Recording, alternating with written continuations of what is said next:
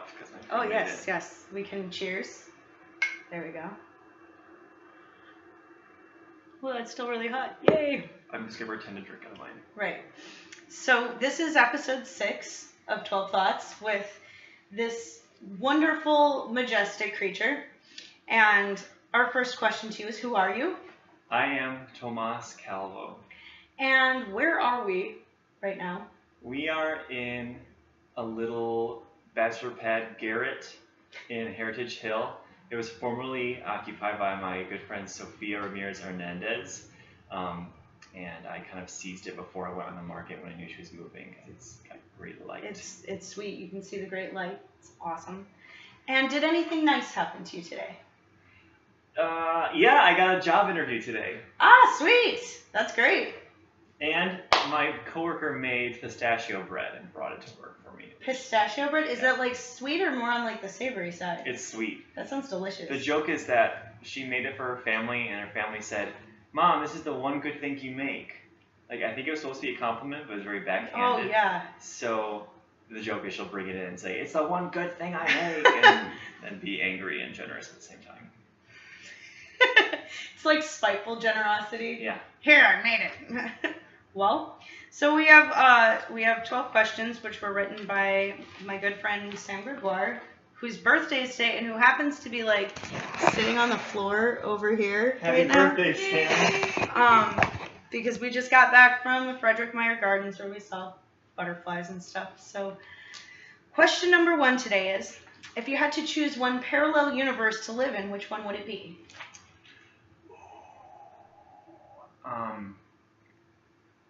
I think I choose to live in the parallel universe where Hocus Pocus and Sex and the City are a combined universe, where Sarah Jessica Parker's witch character becomes the sex and love columnist. Okay. So magic is real and also Sex and the City. Yeah, magic Nice. is real and women have sex like men. All right. Yeah. No, that is an interesting universe to choose. Uh-huh. That's good. Question number 2 is, what is the most sentimental item you own? Oh no. Did you lose it or? I have a silver cross. Uh-huh. It's a crucifix. It's Okay. from my grandmother in Bolivia. And I think it's made from silver from our mine that we used to have in a family before the government nationalized the tin industry Okay. and took away all of our money.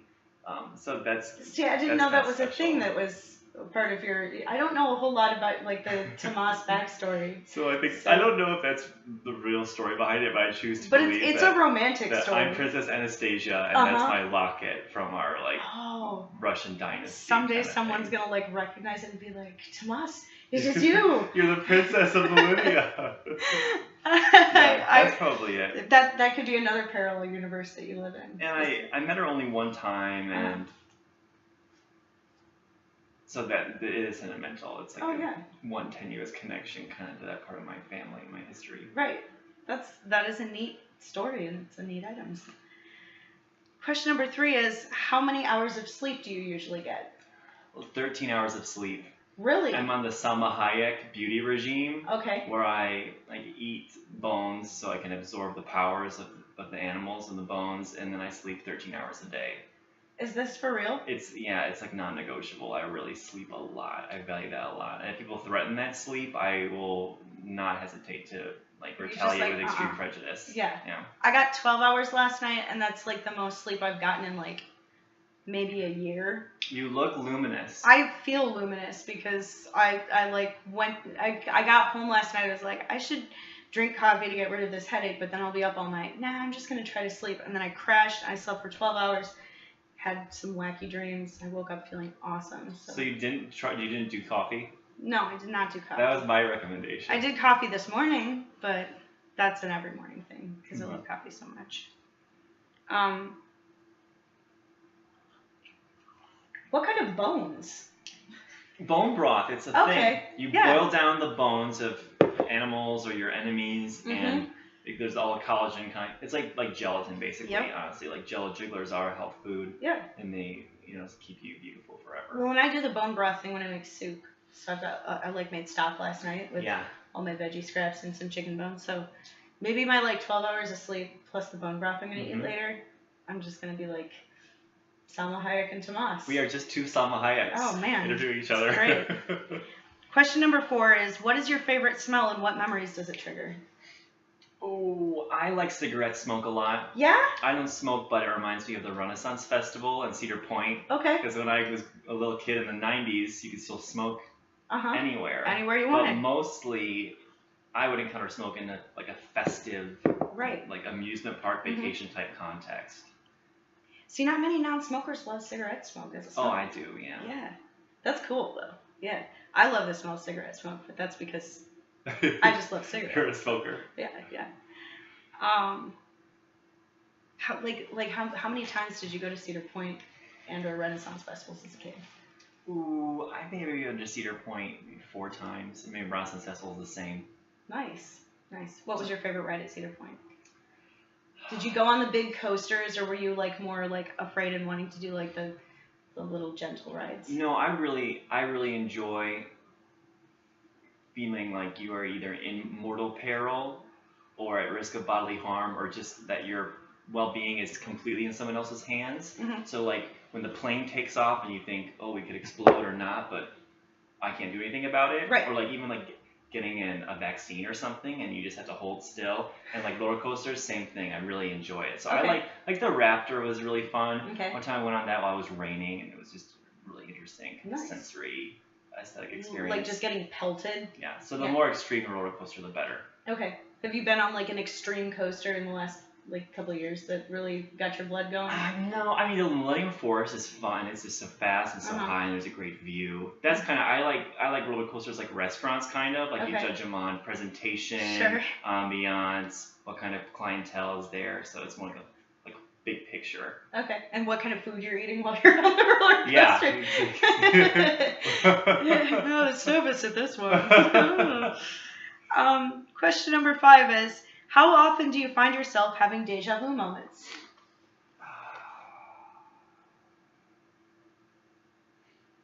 Not very often at all. No? No. Not a part of the Tomàs experience? No. No? That's fair. No, you can edit that one out. I don't No, I'm not. See, the thing is, I don't edit these at all. That's like part of the magic, is that they're all going to be like diversely awkward and diversely wonderful, because there will be no edits. I like to believe that moments of deja vu are the Matrix. Okay. And it's like the Matrix glitch, or like it's when they have to go in and make a change. Like an edit. Yeah, to the world around you. That's what I choose to believe. That gives you the whimsy. Mm-hmm. Otherwise, I would just think I'm having a stroke or something. Early warning signs of some Is event. that one of the early warning signs of an event? I don't know. Because it happens to me all the time, so I should be concerned. Question number 6. What songs do you associate with your parents? I associate Cat Stevens with my dad, because he plays guitar, and especially when we were little, he would play Cat Stevens songs a lot. And I didn't even hear the records at all, so I basically thought that he wrote them. I had that experience too with my dad. I thought he wrote Blackbird by the Beatles and Crazy on You by heart. Your dad's great. Oh yeah, my dad is the best. A lot of respect for your dad. Oh yeah, he's a great songwriter. And then with my mom, probably more like 90s pop, like chilling in the back seat of the van. Okay. Like there's that song that like baby baby. That I was a baby at that time, so I felt like it was about me. That's sweet. Now, like, here's my question off of that is, with you thinking that your dad had written these songs by Cat Stevens because you never heard the records, when you did hear the records, like... It felt inappropriate. Yeah. It was like an adulteration. It was really awful. Like an imposter was pretending to be my dad. Did you feel like surprised to hear those songs out in the world, or was it something that like he played for you and was like, here's that song I used to play for you when you were a kid? No, I encountered it out in the world, and it was the most inappropriate way possible. I was the last to know that Cat Stevens existed. It felt like a violation. Yeah. It's not good. Yeah. No, because that's such a I don't enjoy listening feeling. to Cat Stevens' rendition of those songs. No, you just, because the dad version's always better, because it's just for you. Yeah. Yeah, that's special. Question number 7. What was the last thing you made? Besides tea. I made I made cookies today. With the crew, we made at least 4,000, 5,000 wow. cookies today. Lemon cookies. For a specific. Yeah, I'm gonna plug Monica's Best Gourmet Cookies today. We at Monica's I don't want to give too much away, but we're ramping up production for a big event that's happening at the end of the month. Oh wow.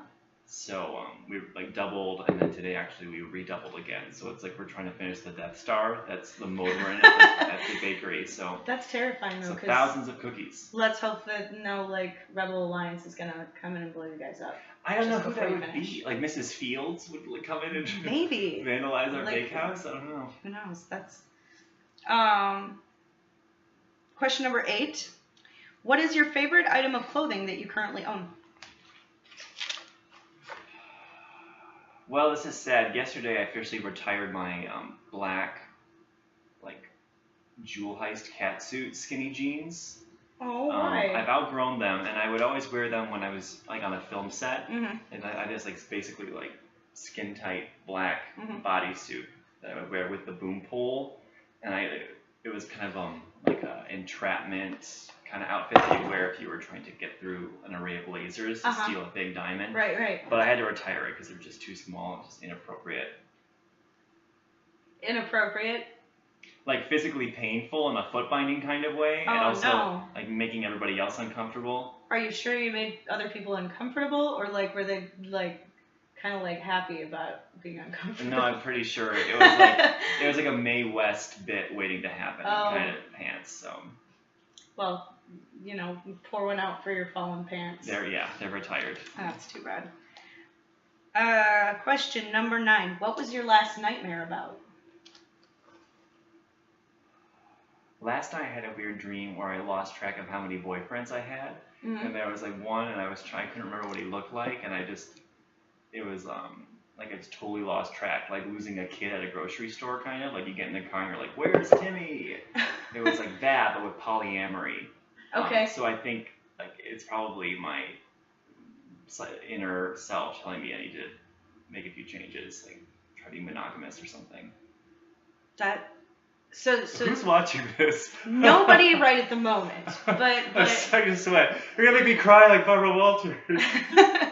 Well, I mean, like the other day I had to ask someone how often they use words they don't know the meanings of to seem smarter to people. And I was like, I have to find the right person to ask that question to a little bit, because someone could, I don't know, get really scared of answering it. Yeah, I think I don't know. I don't do that anymore. I probably used to. I just know a lot of words. But yeah, I don't know. Question 10. Would you rather die young and happy yet ignorant, or old and miserable yet wise? Young and happy and ignorant. Yeah. Still a possibility. I mean, what was it? I read these questions to someone like an hour ago, and she said, well, you wouldn't know you were ignorant. Like if you die young and happy and you don't know you're ignorant, then like what's the problem there? Yeah. Like, I don't know, like my temptation is to say old and miserable yet wise, but like misery sounds miserable, so mm-hmm. I would go with young and happy. It's an open and shut case. Right. Question 11. What is your favorite flower and why? Foxgloves, because they're poisonous. Specifically foxgloves, because there are other poisonous flowers, but... I'm good pretty and poisonous. Pretty and poisonous? Lana Del Rey kind of thing. Oh, okay. Yeah. I like that. That's good. Favorite color of foxgloves? Or I don't know. Do foxgloves come in more than one color? Like a red-orange. Okay. All right. And question 12 is, what is your most prominent and impactful memory?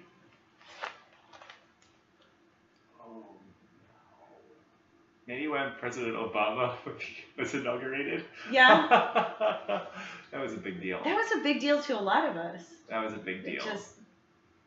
I remember that night. I had moved to Massachusetts that day, and people were like partying in the streets. What part of Massachusetts? I was like in Quincy, like right outside of Boston. Oh, weird, because I was in Massachusetts too. Really? But I was in Williamstown on the far western side of the Berkshire Mountains. Yeah.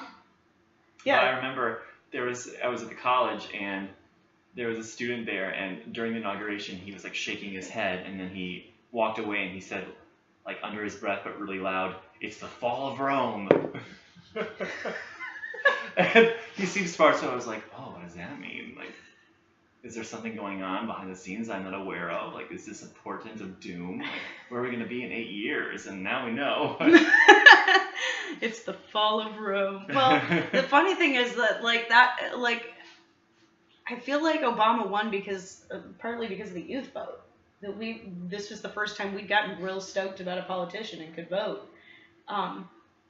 And then those are the people who were like crying when Trump was elected, and that we all had a real fall of Rome feel when that happened. Sure. But yeah, that's just such a dramatic thing to like walk away mumbling. Yeah, he had a flare. I wish that he had a cape. He probably wishes he had a cape too. Probably. Swoosh the cape, throw a smoke bomb, leave us all guessing. That's good. I like that. Yeah. So those are your 12 questions, cool. And the last thing that you get to do, should you want to, is to give a message to the person who is going to be asked your 12 questions. Oh, I don't know who that is yet. No, you don't. But I have to give them a message. Yeah, you don't have to. It's just if you have anything that you want to say to the person who's going to answer your 12. This is your time. Okay, here's one. If you ever find yourself in a boring play, you can always do Kegels. That's all, folks. That's a good message. Thanks, Kimmy. Thank you.